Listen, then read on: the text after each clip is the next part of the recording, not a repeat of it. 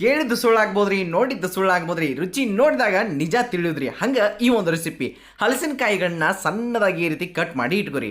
ನೀರು ಕುದಿಯೋಕ್ಕಿಟ್ಟು ಅದ್ರಾಗ ಸ್ವಲ್ಪ ಉಪ್ಪು ಹಾಕಿ ಕಟ್ ಮಾಡಿದಂತಹ ಎಲ್ಲ ಹಲಸಿನಕಾಯಿಗಳನ್ನು ಇದ್ರಾಗ ಹಾಕಿ ಒಂದು 5 ನಿಮಿಷ ಚಂದಂಗಿ ಕುದಿಸ್ರಿ. ಮುಂದಕ್ಕೆ ಒಂದು ಮಿಕ್ಸಿಂಗ್ ಮೌಲ್ದಾಗ ಒಂದು 2 ಚಮಚದಷ್ಟು ಮೊಸರು, ಅರಿಶಿನ ಪುಡಿ, ಹಂಗೆ ನೆಕ್ಸ್ಟ್ ನೀವು ಎಲ್ಲ ಮಸಾಲೆಗಳನ್ನ ಹಾಕ್ಬೇಕ್ರಿ. ಧನಿಯಾ ಪೌಡ್ರ, ಜೀರಾ ಪೌಡ್ರ, ಗರಂ ಮಸಾಲ ಇವನ್ನ ಹಾಕಿರಿ.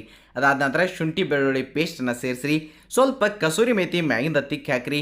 ಆಮೇಲೆ ಒಂದಿಟ್ಟು ಕೆಂಪು ಖಾರದ ಪುಡಿ, ಉಪ್ಪು, ಅದಾದ ನಂತರ ಸ್ವಲ್ಪ ಒಂದು 2 ಚಮಚದಷ್ಟು ಕಡಲೆ ಹಿಟ್ಟು, ಕಾರ್ನ್ಫ್ಲೋರ್, ಆಮೇಲೆ ಒಂದು ಈಟ ಮೈದಾ ಹಾಕಿ ಒಂದು ಅರ್ಧ ನಿಂಬೆಹಣ್ಣಿನ ರಸ ಹಿಂಡಿ ಸ್ವಲ್ಪ ನೀರು ಹಾಕಿದನ್ನು ಚಂದಂಗೆ ಮಿಕ್ಸ್ ಮಾಡಿರಿ. ಅದಾದ ನಂತರ ಕುದಿಸಿದಂತಹ ಈ ಒಂದು ರಾ ಜಾಕ್ ಫ್ರೂಟ್ ಏನಿತ್ತಿರಲ್ಲ ಅದನ್ನು ತೊಗೊಂಡು ಒಂದು ಚಂದಂಗೆ ಕಲಿಸಿ ಬಿಸಿ ಬಿಸಿ ಎಣ್ಣೆ ಒಳಗೆ ತೆಗದ್ರಿ ಅಂತಂದ್ರೆ ಭಾಳ ಮಸ್ತ್ ಆಗಿರುವಂತಹ ರಾ ಜಾಕ್ ಫ್ರೂಟ್ ಕಬಾಬ್ ನಿಮಗೆ ಕೈಯಾಗಿರ್ತಾವ್ರಿ.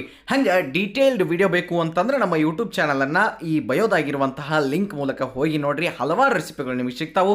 ಹಾಗೆ ಇನ್ಸ್ಟಾಗ್ರಾಮ್ದಾಗೂ ಫಾಲೋ ಮಾಡಿಬಿಡ್ರಿ.